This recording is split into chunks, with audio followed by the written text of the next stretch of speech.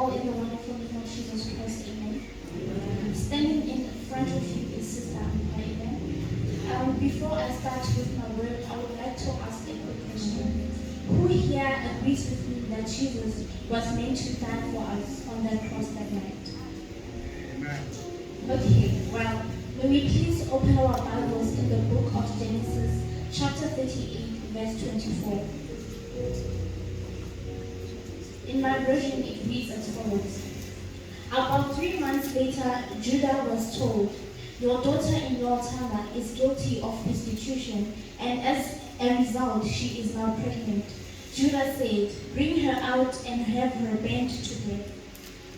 Now, I'm quite sure many of you are wondering how this word is connected to the crucifixion of Jesus. And well, I'm going to answer your question. Many scriptures in this Bible show that even before Jesus was brought down to earth, people were killed for doing wrong in the eyes of their people or rulers, or sentenced to death. And so was Jesus. But his story is different from all these others who were killed before and after him.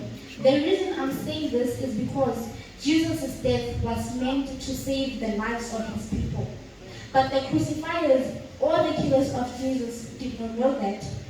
They did not know that they were actually helping Jesus to fulfill the will of God. When they killed him, they have thought that they had won and got rid of Jesus, which is obviously not true, as we know. Amen. So before I get off, I would like to perform a little poem that I wrote.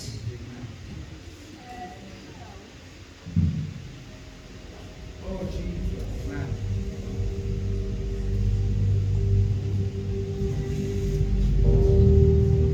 Some looked into my eyes but missed to see my tears. Some looked at me and saw my smile but never came to see my frown, not knowing that I was screaming for help inside.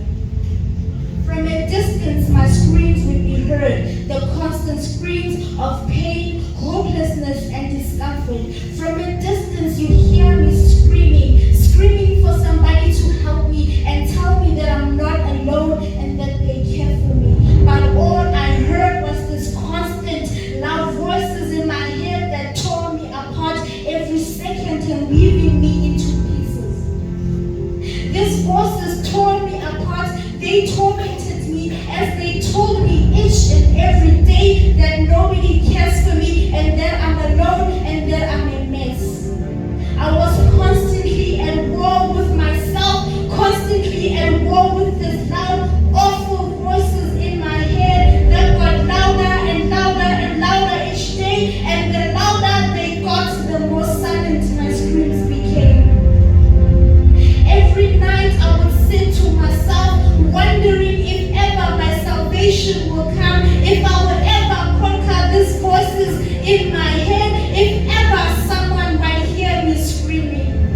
But at night, as I sat wondering to myself, I heard a voice that was totally different from all the other voices that tormented me. This voice belonged to my comforter. It said to me, "Child, why do you worry so much?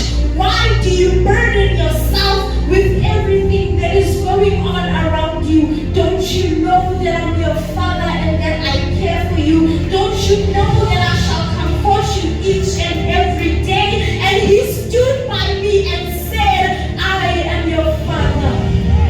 Every night I sit and cry and say, "Oh Father, I thank you for being my comforter, because as you said in the book of John, that my mouth shall encourage you and my counsel shall bring relief."